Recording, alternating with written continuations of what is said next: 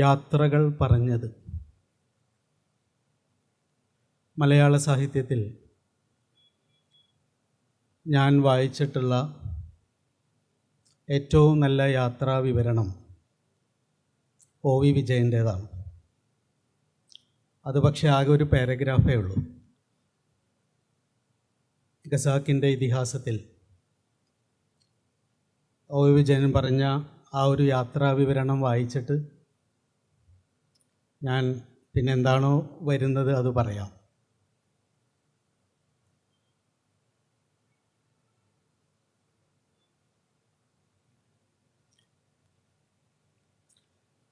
പണ്ട് ഓന്തുകൾക്കും മുമ്പ്, ദിനോസറുകൾക്കും മുമ്പ് ഒരു സായാഹ്നത്തിൽ 2 ജീവബിന്ദുക്കൾ നടക്കാനിറങ്ങി. അസ്തമയത്തിൽ ആറാടി നിന്ന ഒരു താഴ്വരയിലെത്തി. ഇതിൻ്റെ അപ്പുറം കാണണ്ടേ? ചെറിയ ബിന്ദു വലിയതിനോട് ചോദിച്ചു. പച്ച പിടിച്ച് നിൽക്കുന്ന താഴ്വര.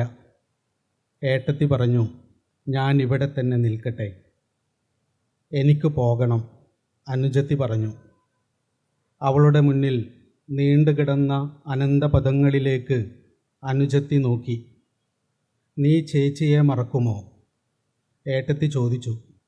മറക്കില്ല, അനുജത്തി പറഞ്ഞു. മറക്കും, ഏട്ടത്തി പറഞ്ഞു. ഇത് കർമ്മപരമ്പരയുടെ സ്നേഹരഹിതമായ കഥയാണ്. ഇതിൽ അകൽച്ചയും ദുഃഖവും മാത്രമേയുള്ളൂ. അനുജത്തി നടന്നകന്നു. അസ്തമയത്തിൻ്റെ താഴ്വരയിൽ ഏട്ടത്തി തനിച്ചു നിന്നു. പായൽ കുരുന്നിൽ നിന്ന് വീണ്ടും അവൾ വളർന്നു. അവൾ വലുതായി. വേരുകൾ പിതൃക്കളുടെ കിടപ്പറയിലേക്കിറങ്ങി. മൃതിയുടെ മുലപ്പാല് കുടിച്ച് ചില്ലകൾ പടർന്ന് തിടം വെച്ചു. കണ്ണിൽ സുറുമയും കാലിൽ തണ്ടയുമിട്ട് ഒരു പെൺകുട്ടി ചതലിയുടെ താഴ്വരയിൽ പൂവിറക്കാനെത്തി. അതിനിടെ തനിച്ചു നിന്ന ചമ്പകത്തിൻ്റെ ചില്ലയൊടിച്ച് പൂനുള്ളിയെടുത്തപ്പോൾ ചമ്പകം പറഞ്ഞു, അനുജത്തി, നീ എന്നെ മറന്നുവല്ലേ? ഒരുപക്ഷേ നമ്മളെല്ലാം ഒരു ജീവിതം കൊണ്ട് യാത്ര ചെയ്യുന്നത് ആ മറന്നു വെച്ച ആ ജ്യേഷ്ഠത്തിയുടെ അടുത്തെത്താനായിരിക്കണം. നമുക്കെല്ലാം ഒരു മറവിയുണ്ട്. ഈ പ്രപഞ്ചം എങ്ങനെയാണ് ഉണ്ടായത്, അതുള്ളതാണോ ഉണ്ടാക്കിയതാണോ എന്നതൊക്കെ നമുക്ക് വിടാം. പക്ഷേ ഈ ഭൂമിയിൽ ജീവനുണ്ടായി. ആ ഒരു ജീവബിന്ദുക്കളിൽ നിന്ന് അനേകം വൈവിധ്യമുള്ള ജീവരൂപങ്ങളുണ്ടായി. ഒരുപാട് തരത്തിൽ സൂക്ഷ്മവും സ്ഥൂലവുമായി ആ ജീവരൂപങ്ങൾ വളർന്ന് പന്തലിച്ച് ലോകം മുഴുവൻ വ്യാപിച്ചു. പക്ഷെ നമ്മൾ മുൻപോട്ട് വന്നപ്പോൾ പിൻപോട്ട് പോയ അനുഭവമാണ് നമുക്കുള്ളത്. ആ ഒരു ഒന്നായിരുന്ന ആ ഒരു ഒരുമയിൽ നിന്ന് മാനിഫെസ്റ്റേഷൻ സംഭവിച്ചപ്പോൾ ഇങ്ങേ അറ്റത്തേക്ക് എത്തി മനുഷ്യനെന്ന് പറയുന്ന ഒരു ജീവവർഗമുണ്ടായപ്പോൾ നമ്മൾക്ക് പഞ്ചേന്ദ്രിയങ്ങളും മനസ്സും ബുദ്ധിയും ഉണ്ടായപ്പോൾ പഞ്ചേന്ദ്രിയങ്ങളിലൂടെയും ബുദ്ധിയിലൂടെയും മനസ്സിലൂടെയും ഒക്കെ കുറച്ചിങ്ങോട്ടേക്ക് കടക്കാട്ടോ, നമ്മൾ ഈ പ്രപഞ്ചത്തെ അനുഭവിക്കാൻ തുടങ്ങിയപ്പോൾ നമ്മൾ ബോധപൂർവമല്ല,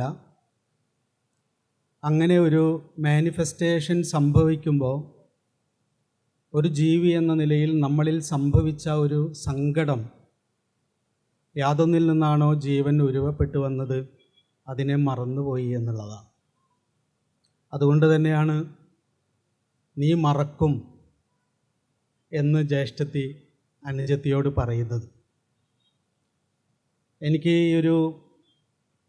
ഞാൻ ഖസാക്കിൻ്റെ ഇതിഹാസം വായിച്ച അന്ന് മുതൽ, ഞാൻ ഫസ്റ്റ് പ്രീ ഡിഗ്രിക്ക് പഠിക്കുമ്പോഴാണ്, ഇന്നുവരെ മലയാള സാഹിത്യത്തിൽ എന്നെ ഇത്രയും സ്പർശിച്ച ഒരു മന്ത്രമില്ല എന്ന് പറയാം. ഇത് വായിക്കുമ്പോൾ എനിക്ക് ഓർമ്മ വരിക നാരായണ ഗുരുവിനെയും റൂമിയെയുമാണ്. മസ്നവി തുടങ്ങുന്നത് പുല്ലാങ്കുഴലിൻ്റെ വിലാപം എന്ന് പറയുന്ന ഒരു കഥ പറഞ്ഞിട്ടാണ്. ഒരു പുല്ലാങ്കുഴലിലൂടെ നമ്മൾ നാദം കേൾക്കുമ്പോൾ സത്യത്തിൽ നമ്മൾ കേൾക്കുന്നത് യാതൊരു ഇല്ലിക്കൂട്ടത്തിൽ നിന്നാണോ ആ പുല്ലാങ്കുഴൽ അറുത്തു മാറ്റിയത്, ആ ഉറവിടത്തിലേക്ക് തിരിച്ചെത്താൻ വേണ്ടിയുള്ള തൻ്റെ വെമ്പലും വിതുമ്പലുമാണ് ആ പുല്ലാങ്കുഴലിലൂടെ ഒഴുകി വരുന്നത് എന്നാണ് റൂമി പറയുന്നത്. നമ്മളെല്ലാവരും നമ്മളുടെ ഓരോ സ്പന്ദനങ്ങളും, നമ്മൾ പഠിക്കുന്നത്, വിവാഹം കഴിക്കുന്നത്, നമ്മളുടെ കാമക്രോധ ലോഭ മോഹ മത മാത്സര്യങ്ങളെല്ലാം, നമ്മൾ പുസ്തകം വായിക്കുന്നത്, ചിന്തിക്കുന്നതെല്ലാം നമ്മൾ അറിഞ്ഞോ അറിയാതെയോ നമ്മളെ ബാധിച്ചിട്ടുണ്ട്. ആ ഒരു മിസ്സിങ് ഒന്ന് മാറിക്കിട്ടി എനിക്ക് എന്നോടൊന്ന് ചേർന്നിരിക്കാൻ വേണ്ടി ഞാൻ നടത്തുന്ന കൈകാലിട്ടടികളാണ് നമ്മുടെ എല്ലാ യാത്രകളും.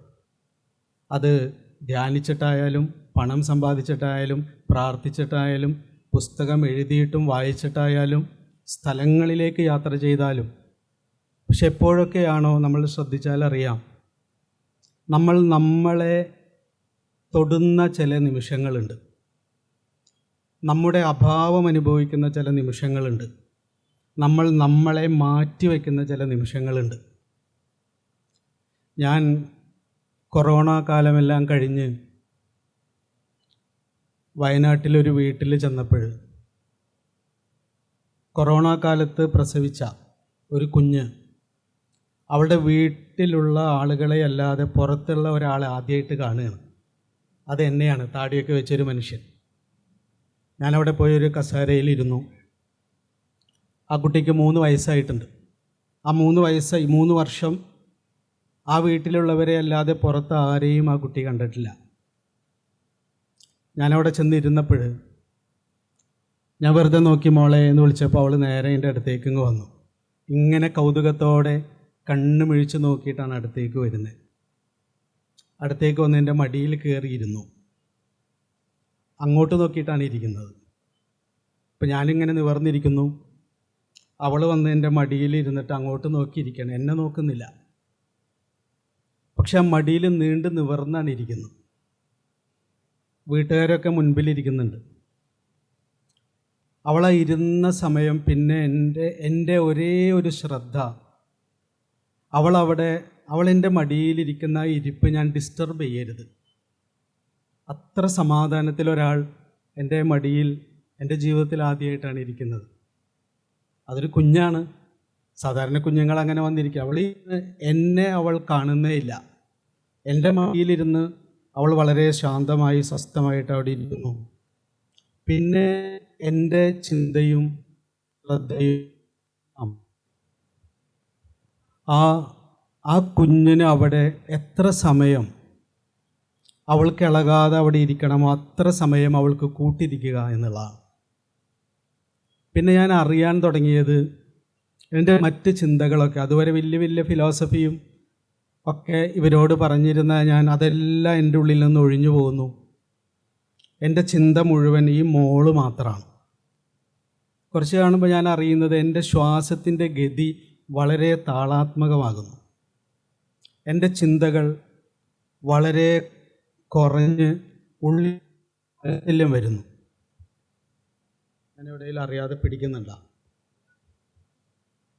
ഉള്ളു മുഴുവൻ വാത്സല്യം, ഉള്ളു മുഴുവൻ സ്നേഹം, ഉള്ളിൽ മുഴുവൻ ഈ കുഞ്ഞ് ഇളകാതിരിക്കാൻ എൻ്റെ ഇളകാതിരിക്കുന്നു. വേറെ ഇതിന് ചാർജ് എങ്ങാനും പോയിട്ടുണ്ട്.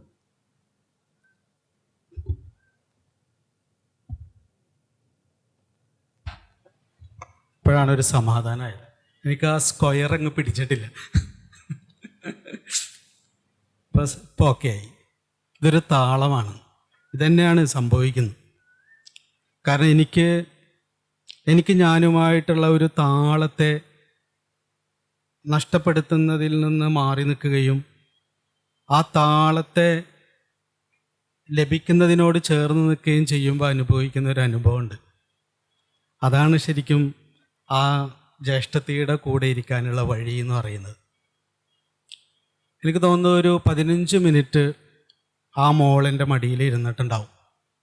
ഞാൻ ജീവിതത്തിൽ ഈ ധ്യാനം എന്നൊക്കെ ഒരുപാട് കേൾക്കുകയും ഒരുപാട് ധ്യാനിക്കുകയും ഒക്കെ ചെയ്തിട്ടുണ്ടെങ്കിലും അങ്ങനെ ഒരു യാത്ര ഇത്രയും സത്യസന്ധമായി ഞാൻ നടത്തിയിട്ടില്ല എന്ന് പറയാം.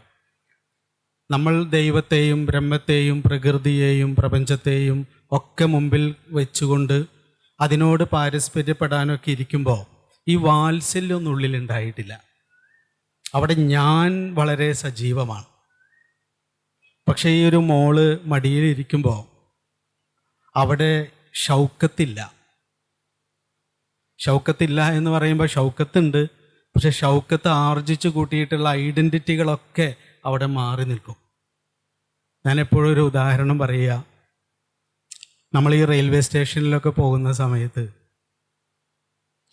നമ്മളെവിടെയെങ്കിലും ട്രെയിൻ കാത്തിരിക്കുമ്പോൾ അപ്പുറത്ത് ഏതെങ്കിലും ഒരു അച്ഛനോ അമ്മയോ ഒരു കുട്ടിയെ തോളത്തിട്ട് കൊണ്ടുവന്ന് നമ്മുടെ അപ്പുറത്തിരിക്കും.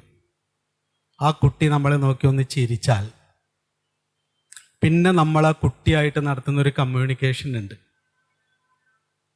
നമ്മൾ എന്തൊക്കെ പൊട്ടത്തരങ്ങളാണ് കാണിക്കുക, അതാരെങ്കിലും ഷൂട്ട് ചെയ്തിട്ട് നമ്മളെ കാണിച്ചിട്ടുണ്ടെങ്കിൽ നമ്മളുടെ ഏറ്റവും ഇന്നസെൻസ് എന്ന് പറയുന്നത് എന്താണെന്ന് നമ്മൾ അനുഭവിക്കും. നമ്മൾ അതുവരെ വഴിയിലൂടെ നടന്നു പോകുന്നവരെയൊക്കെ നമ്മളുടെ ഏച്ച് കിട്ടിയ ഐഡൻറ്റിറ്റി വെച്ചിട്ടാണ് നമ്മളവിടെ ഇരിക്കുന്നത്. നമ്മൾ വലിയ പ്രൊഫസറാവാം, എഴുത്തുകാരനാവാം, ഡോക്ടറാവാം, എന്തുമാവാം. നമ്മളെ വസ്ത്രമൊന്നും ചുളിയാതെ വളരെ നീറ്റായിട്ടിരിക്കുന്ന നമ്മൾ, ആ ഒരു കുഞ്ഞ് നമ്മളെ നോക്കി ചിരിക്കുന്ന ആ നിമിഷം നമ്മളങ്ങ് ആയേയും.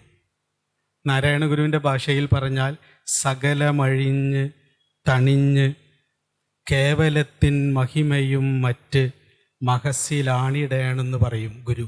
ഒരു മനുഷ്യൻ അവൻ്റെ ജീവിതത്തിൽ എന്താണ് ചെയ്യേണ്ടത് എന്ന ചോദ്യത്തിന് നമ്മളുടെ മനസ്സിലും ശരീരത്തിലുമൊക്കെയുള്ള വലിഞ്ഞു മുറുകലുകളൊന്ന് അയയണം.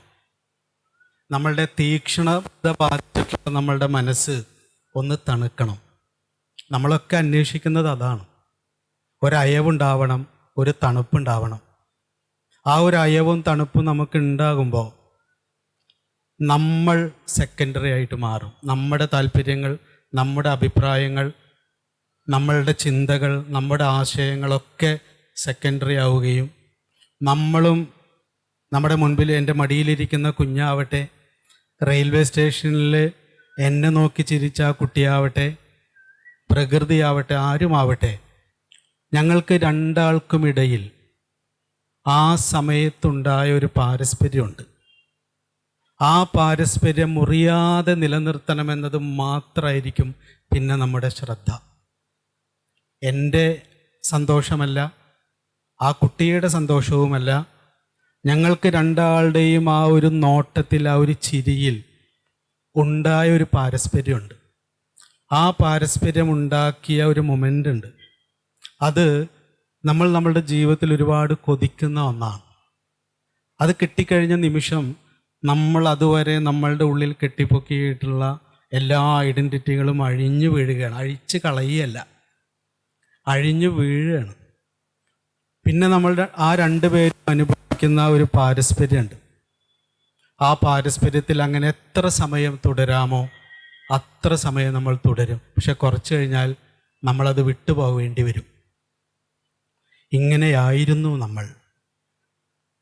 ഒരു ജീവൻ ഒരു സൃഷ്ടിയായി, ഒരു രൂപമായി മാനിഫെസ്റ്റ് ചെയ്യുന്നതിന് മുൻപ് ഇതുപോലെയുള്ള ഏതോ ഒരു പാരസ്പര്യം നമ്മൾ അനുഭവിച്ചിട്ടുണ്ട്. ആ പാരസ്പര്യത്തെ പോയി തൊടുന്ന നിമിഷങ്ങളാണത്.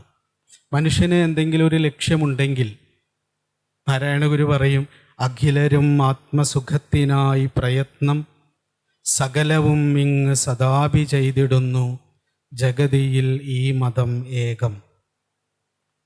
നമ്മൾക്ക് സർവ്വജീവജാലങ്ങൾക്കും, മനുഷ്യന് മാത്രമല്ല സർവ്വജീവജാലങ്ങൾക്കും എന്തെങ്കിലും ഒരു ലക്ഷ്യമുണ്ടെങ്കിൽ അത് സ്വസ്ഥതയുണ്ടാവണം, സമാധാനമുണ്ടാവണം എന്നത് തന്നെയാണ്. ആ ഒരു ഹാർമണി തകർക്കുന്നത് എന്തൊക്കെയാണോ, അത് ജാതിയാവാം, മതമാവാം, വർഗീയതയാവാം, രാഷ്ട്രീയമാവാം, മനുഷ്യരുമായിട്ട് ബന്ധപ്പെട്ടിട്ട് ഇങ്ങനെയൊക്കെയാണ്. പക്ഷെ ഒരു ജീവി എന്ന നിലയിൽ മനുഷ്യനെ ഏറ്റവും കൂടുതൽ തടസ്സം, ഈ ഒരു ഹാർമണിക്ക് തടസ്സമായി നിൽക്കുന്നത് മനുഷ്യൻ മനുഷ്യനെ മാത്രം കാണുന്നു എന്നുള്ളതാണ്. മനുഷ്യൻ അനുഭവിക്കുന്ന ഏറ്റവും വലിയ ദുരിതം മനുഷ്യൻ മനുഷ്യനിൽ മാത്രം കേന്ദ്രീകൃതമായി പോയി എന്നുള്ളതാണ്. മനുഷ്യ കേന്ദ്രീകൃതമായ ചിന്തയും മനുഷ്യ കേന്ദ്രീകൃതമായ വാക്കും മനുഷ്യ കേന്ദ്രീകൃതമായ പ്രവൃത്തിയും മാത്രം അതിലൊതുങ്ങിപ്പോയി എന്നുള്ളതാണ്. പക്ഷേ നമ്മളുടെ ഒരു തലച്ചോറിൻ്റെ ഒരു പ്രശ്നം, ജീവൻ രൂപപ്പെട്ടത് മുതൽ അനേകം ജീവരൂപങ്ങളിലൂടെ ഇവോൾവ് ചെയ്ത് വന്നിട്ടുള്ള, കോടാനുകോടി വർഷങ്ങളുടെ യാത്ര നടത്തി വന്നിട്ടുള്ള ജീവൻ്റെ സംഘാതമാണ് നമ്മുടെ ബ്രെയിൻ, അല്ലെങ്കിൽ നമ്മുടെ ഹോൾ സിസ്റ്റം എന്ന് പറയുന്നത്. അതിന് വെറും മനുഷ്യനോട് മാത്രം കമ്മ്യൂണിക്കേറ്റ് ചെയ്താൽ തീരുന്ന ദാഹങ്ങളല്ല ഉള്ളത്.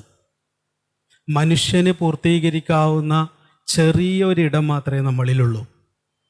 ബാക്കിയെല്ലാം ആകാശത്തിനും നക്ഷത്രങ്ങൾക്കും പുഴയ്ക്കും അതുപോലെ തന്നെ മരങ്ങൾക്കൊക്കെ മറ്റ് ജീവജാലങ്ങൾക്കും അതുമായിട്ടുള്ള പാരസ്പര്യത്തിലൂടെ മാത്രം പൂർത്തീകരിക്കപ്പെടുന്ന ഒരുപാട് ഇടങ്ങൾ നമ്മൾ അന്നം കൊടുക്കാതെ വറ്റി വരണ്ട് കിടക്കുന്നതാണ് മനുഷ്യൻ അനുഭവിക്കുന്ന ഏറ്റവും വലിയ പ്രശ്നം.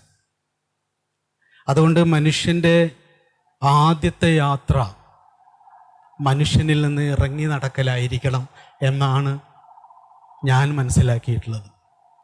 ഞാൻ ഹിമാലയത്തിൽ പോയ സമയത്ത് അറിഞ്ഞുകൊണ്ടല്ല നമ്മളിത് അറിയുന്നത്, അറിയാതെ ഒറ്റയ്ക്കായി പോയിട്ടുള്ള 1-2 ദിവസങ്ങളുണ്ട്. അറിയാതെ ഒറ്റയ്ക്കായി പോകുന്നതാണ്. നമ്മളിങ്ങനെ ഒരു മനുഷ്യരെ കാണാൻ വേണ്ടി കൊതിക്കും. കാരണം നമുക്ക് കമ്മ്യൂണിക്കേറ്റ് ചെയ്ത് പരിചയം മനുഷ്യർ മാത്രമാണ്. 2 ദിവസം കഴിഞ്ഞിട്ടാണ് ഞാൻ ഒരു മനുഷ്യനെ കാണുന്നത്. പക്ഷെ ആ 2 ദിവസത്തിനുള്ളിൽ ഒരു ഘട്ടം കഴിയുമ്പോൾ നമ്മളറിയാതെ മലകളായിട്ടും പുഴകളായിട്ടും എന്തിന് നമ്മുടെ തൊട്ട് മുമ്പിൽ കിടക്കുന്ന ചെറിയ പാറക്കല്ലായിട്ട് പോലും കമ്മ്യൂണിക്കേറ്റ് ചെയ്യുന്ന ഒരിടം നമ്മളിലുണ്ടായി വരും. ഞാൻ കാരമടയിൽ താമസിക്കുന്ന കാലത്ത്, കാരമട എന്ന് പറയുന്നത് ആയിരക്കണക്കിന് 1000-ഓളം ഏക്കറുകൾ വിജനമായി കിടക്കുന്ന ഒരിടമാണ്. അതിൻ്റെ നടുവിൽ 2-3 വീടുകളേ ഉള്ളൂ. അതിലൊരിടമാണ് ഞങ്ങളുടെ സ്ഥലം. അവിടെ രാവിലെ മുതൽ വൈകുന്നേരം വരെ ആടിനെ മേയ്ക്കാൻ വേണ്ടി ഒരു അമ്മ വരും. ആ അമ്മ തൻ്റെ ആട്ടിൻപറ്റങ്ങളെ മുഴുവൻ മേയാൻ വിട്ട് ഒരാടിനെ ആ ഒരു മരത്തിൽ കെട്ടി അവിടെ ഇരിക്കും. അപ്പോൾ വരുന്ന സമയത്ത് ഭക്ഷണമൊക്കെ കൊണ്ടുവരും. ഈ ഭക്ഷണം കഴിക്കും, ആടിനും കുറച്ച് കൊടുക്കും. ഇപ്പം ഞാൻ എൻ്റെ മുറിയിലിരുന്ന് ഈ അമ്മയെ എനിക്ക് കാണാം കുറച്ച് ദൂരം, പക്ഷെ എൻ്റെ അമ്മയ്ക്ക് കാണില്ല. ഒരു 80 വയസ്സ് കഴിഞ്ഞിട്ടുള്ള ഒരു അമ്മയാണ്. ഈ അമ്മ ഇടയ്ക്കിടയ്ക്ക് ഈ ആടിനോട് വർത്താനം പറയും. ഞാൻ ഇത്ര ഹാപ്പി ആയിട്ട് റിലാക്സ്ഡ് ആയിട്ട് ജീവിക്കണ മനുഷ്യരെ വളരെ കുറച്ച് അനുഭവിച്ചിട്ടുള്ളൂ. ഒരു ദിവസം ഞാൻ ചെന്ന് അമ്മയോട് ചോദിച്ചു, അമ്മയ്ക്ക് എന്തെങ്കിലും വിഷമമുണ്ടോ? പറഞ്ഞു, അയ്യോ മോനെ ഇല്ല. ഇനിയിപ്പോൾ അഥവാ എന്ത് വിഷമമുണ്ടെങ്കിലും ഞാൻ എൻ്റെ ഈ പൊന്നു മോളോട് പറയും, ആടിനോട് പറയും. ആ ആടുമായിട്ടാണ് കമ്മ്യൂണിക്കേഷൻ നടക്കുന്നത്. പണ്ട് ഗുരുനിത്യയോട് ഒരുപാട് സങ്കടം അനുഭവിച്ച് തകർന്നിരുന്ന ഒരു മകൾ കത്തെഴുതിയപ്പോൾ, എന്നെ ആരും കേൾക്കുന്നില്ല അമ്മ, ഗുരു, മനുഷ്യരൊന്നിനെ, എൻ്റെ അച്ഛനക്ക് എന്നെ പറഞ്ഞാൽ മനസ്സിലാവുന്നില്ല, അമ്മയ്ക്ക് പറഞ്ഞാൽ മനസ്സിലാകുന്നില്ല, ആർക്കും എന്നെ പറഞ്ഞാൽ മനസ്സിലാകുന്നില്ല എന്ന് പറഞ്ഞപ്പോൾ ഗുരു ചോദിച്ചു, മോളെ, ഗുരു അവൾക്ക് എഴുതിയത്, മോളെ വീട്ടിൻ്റെ മുറ്റത്ത് ഒരു മരം ഉണ്ടാവുമല്ലോ, മോള് പോയിട്ട് കുറച്ച് സമയം സ്നേഹത്തോടെ ആ മരത്തെ കെട്ടിപ്പിടിച്ച് നിൽക്കണം. വെറുതെ കെട്ടിപ്പിടിച്ച് നിന്നാൽ മതി. അതിനെ മോള് സ്നേഹിക്കൊന്നും വേണ്ട, കെട്ടിപ്പിടിച്ച് നിൽക്കണം. കുറച്ച് സമയം നിൽക്കണം. കുറച്ച് സമയം കഴിയുമ്പോൾ ആ മരം മോളെ ചേർത്ത് പിടിക്കുന്നൊരു ഫീൽ ഉണ്ടാവും. മനുഷ്യരിൽ നിന്നും മാത്രം ആശ്വാസം തേടുന്ന ബോധത്തിന് ഒരിക്കലും സമാധാനം ഉണ്ടാവില്ല. കുറച്ച് സമാധാനം കിട്ടും. ഞാൻ കണ്ടുമുട്ടാനിടയായിട്ടുള്ള ഈ ഒരു അമ്മ, ആ അമ്മ ആ അമ്മയ്ക്ക് ഇത്രയും പീസ്ഫുള്ളായിട്ടിരിക്കാൻ കഴിയുന്നത്? ഒരുപാട് ദാരിദ്ര്യം അനുഭവിക്കുന്നവരാണ്. പക്ഷെ അവർ ഭക്ഷണം കഴിച്ച് എക്സിസ്റ്റ് ചെയ്യുന്നുണ്ട് എന്നതുകൊണ്ട് വിജയിച്ച ഒരു ജീവിയാണ്. അവരുടെ സമാധാനത്തിന് ഒരു പ്രധാന കാരണം മനുഷ്യരില്ലെങ്കിലും ഒറ്റപ്പെടൽ അനുഭവിക്കുന്നില്ല എന്നുള്ളതാണ്. ആ ആടിനോടും ആ മരത്തോടും ആ കാറ്റിനോടും കമ്മ്യൂണിക്കേറ്റ് ചെയ്യാവുന്ന ഒരു ഫാക്കൽറ്റി ആ അമ്മയിൽ രൂപപ്പെട്ടു വന്നു എന്നുള്ളതാണ്. അപ്പം മനുഷ്യനുമായി മാത്രം കലർന്നൊരുകി ജീവിക്കുന്ന ഒരു വ്യവസ്ഥയിൽ നിന്ന് പുറത്തേക്ക് ഇറങ്ങി നടക്കുമ്പോൾ മാത്രമാണ് ഒരാൾ യഥാർത്ഥത്തിലുള്ള യാത്രികരാകുന്നത്. കേവലം മനുഷ്യൻ്റെ ജീവിത യാഥാർത്ഥ്യം എന്ന് പറയുന്നത് വളരെ പരുക്കനാണ്, വളരെ അസ്വസ്ഥത നിറഞ്ഞതാണ്, സങ്കീർണത നിറഞ്ഞതാണ്. ഈ സങ്കീർണത നിറഞ്ഞ പരുക്കനായ അസ്വസ്ഥമായ ഈ ജീവിതത്തെ നമ്മളൊക്കെ പൂർത്തീകരിക്കുന്നത് കവിത കൊണ്ടാണ്, സംഗീതം കൊണ്ടാണ്, ഭാവന കൊണ്ടാണ്, യാഥാർത്ഥ്യം കൊണ്ടല്ല. നമ്മളൊക്കെ പുസ്തകം വായിക്കുകയും സംഗീതം കേൾക്കുകയും ഒക്കെ ചെയ്യുന്നത്, ഇവിടെ വരുന്ന നമ്മളെല്ലാവരും നന്നായി വായിക്കുകയും ഇവിടെ വന്ന് ഒരാൾക്കും ഒരു ഭൗതിക സാഹചര്യങ്ങൾക്കും സഹായകരമായ ഒരു ലാഭവും കിട്ടുന്നില്ല. നഷ്ടമേ ഉള്ളൂ. ഈ ടിക്കറ്റ് വാങ്ങിച്ച നഷ്ടവും ലീവ് എടുത്ത് വന്നവർക്ക് അന്നത്തെ ശമ്പളം കട്ടാവലും മാത്രമേ ഉള്ളൂ. ഒരു ലാഭവുമില്ല. യുക്തിഭദ്രമായി നോക്കിയാൽ വേസ്റ്റ് ഓഫ് ടൈമാണ്. പക്ഷെ നമ്മളുടെ ജീവിതത്തിൻ്റെ വിജയത്തിന് ഉണ്ടാവേണ്ടത് എന്ന് കരുതിയിട്ടുള്ളത് ആർജിക്കലുകളാണ്. ഭൗതികമായ സാഹചര്യങ്ങൾ എത്ര ആർജിച്ചു കൂട്ടുന്നുവോ അത്ര നമുക്ക് സ്വസ്ഥമായിരിക്കാൻ കഴിയും എന്ന ഒരറിവാണ് അറിഞ്ഞോ അറിയാതെയോ നമ്മളുടെ തലച്ചോറിൽ ഇൻബിൽഡായിട്ടുള്ളത്. പക്ഷെ അതിനെ നമ്മൾ അതിജീവിച്ചത് അല്ലെങ്കിൽ അതിജീവിച്ചു കൊണ്ടിരിക്കുന്നത് യാതൊരു ലാഭവും ഭൗതികമായി തരാത്ത ഇത്തരം ഇരിപ്പുകളിലൂടെയാണ്, ഭാവനയിലൂടെയാണ്, കവിതയിലൂടെയാണ്. ഒരു കവിത വായിക്കാതെ, ഒരു പാട്ട് കേൾക്കാതെ, വെറുതെ പ്രകൃതിയിലേക്ക് നമ്മളൊന്ന് തുറന്നിരിക്കാതെ, ചുമ്മാ ഒന്ന് നടന്നു വരാതെ ഒരിക്കലും നമുക്ക് സമാധാനമായിട്ടിരിക്കാൻ കഴിഞ്ഞിട്ടില്ല. ഇത് നമ്മുടെയൊക്കെ അനുഭവമാണ്. പക്ഷേ ഈ അനുഭവത്തിലേക്ക് ഒന്നുകൂടി ഒന്ന് ഉണർന്നു നോക്കാൻ നമുക്ക് കഴിഞ്ഞിട്ടില്ല എന്നുള്ളതാണ്. നമ്മളെപ്പോഴും നമ്മളോട് മാത്രം ചേർന്നാണ് ഇരിക്കുന്നത്. ഇപ്പം നാരായണ ഗുരുവിനെ പോലെയുള്ള ഗുരുക്കന്മാരുടെ ദർശനം നോക്കുമ്പോൾ അപ്പോൾ ഗുരു തന്നെ പറയും, നിലമുട് നീര് അതുപോലെ കാറ്റ് തീയും വെളിയും അഹംകൃതി വിദ്യയും മനസ്സും അലകളും ആഴിയും എന്നു വേണ്ട എല്ലാ ഉലകും ഉയർന്ന് അറിവായി മായിടുന്നു. അദ്ദേഹത്തിൻ്റെ ഒരു വിഷനാണ്. അവിടെ മനുഷ്യനില്ല. നിലമുട് നീര് അതുപോലെ കാറ്റ് തീയും വെളിയും അഹംകൃതി വിദ്യയും മനസ്സും അലകളും ആഴിയും എന്നു വേണ്ട എല്ലാ ഉലകും ഉയർന്ന് അറിവായി മാറിടുന്നു. ആള് കമ്മ്യൂണിക്കേറ്റ് ചെയ്യുന്ന ലോകങ്ങളാണ്. പക്ഷേ എന്തുകൊണ്ടാണ് പിന്നെ നാരായണ ഗുരു വ്യത്യസ്തനായിരിക്കുന്നത് എന്ന് ചോദിച്ചാൽ, പക്ഷെ ഗുരു പറയുന്നത് ഈ ഭൂമിയായും ആകാശമായും നക്ഷത്രങ്ങളായും വായുവായും ഈ സർവപ്രപഞ്ചവുമായും പാരസ്പര്യപ്പെടണമെങ്കിൽ, അങ്ങനെ പാരസ്പര്യപ്പെടാവുന്ന ഒരിടം നമ്മളിൽ രൂപപ്പെട്ടു വരണമെങ്കിൽ ആദ്യം തൊട്ടടുത്തിരിക്കുന്ന ആളെ പരിഗണിച്ചു തുടങ്ങണം. വെറുതെ പ്രകൃതിയെ, ഇതെല്ലാം ഞാൻ ഇതുവരെ പറഞ്ഞത് മനുഷ്യന് വിട്ട് മനുഷ്യകേന്ദ്രീകൃതമല്ലാത്ത ലോകവുമായി പാരസ്പര്യപ്പെട്ടാൽ മാത്രമേ നമ്മളുടെ ബോധത്തിൽ സമാധാനത്തിൻ്റെ വെളിച്ചമുണ്ടാകൂ. അതിന് നാം മനുഷ്യനിൽ നിന്ന് ഇറങ്ങി പ്രകൃതിയിലേക്ക് യാത്ര ചെയ്യേണ്ടതുണ്ട് എന്ന് പറയുമ്പോൾ, മനുഷ്യരിൽ വൃത്തിയായി യാത്ര ചെയ്യാത്ത ഒരാൾക്കും പ്രകൃതിയിലേക്ക് യാത്ര ചെയ്യാൻ കഴിയില്ല എന്ന് പറഞ്ഞ ആളാണ് ഗുരു. ഞാനിത് പറയുമ്പോൾ ഓർക്കുന്നത് എൻ്റെ യാത്രയിലുണ്ടായ ഒരു അനുഭവമാണ്. ഞങ്ങൾ ആദ്യമായിട്ട് ഹിമാലയത്തിൽ പോയപ്പോൾ, ഞാൻ എൻ്റെ സുഹൃത്ത് ഗായത്രിയായിട്ടാണ് ആദ്യമായിട്ട് ഹിമാലയത്തിൽ പോകുന്നത്. ഹരിദ്വാറിലാണ് ആദ്യം ചെന്ന് ഇറങ്ങുന്നത്.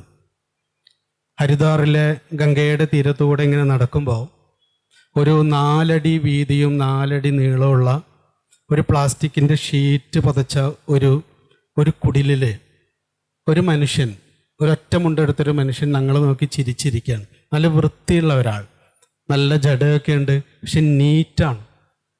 അദ്ദേഹം ഞങ്ങളെ നോക്കി ചിരിച്ചു, ഞങ്ങളെ വിളിച്ചു. ഞങ്ങൾ നേരെ അതിൻ്റെ അകത്തേക്ക് ചെന്നു. അകത്തേക്ക് ചെന്നപ്പോൾ ഗായത്രിയുടെ സഞ്ചിയിൽ ഞങ്ങൾ യാത്രയിൽ കഴിക്കാൻ വേണ്ടി വാങ്ങിച്ച ആപ്പിളിൽ ബാക്കി വന്ന ഒരു ആപ്പിൾ ഉണ്ടായിരുന്നു. അപ്പം ഗായത്രി ആ ഒരു ആപ്പിൾ എടുത്തിട്ട് ആ യോഗിക്ക് കൊടുത്തു.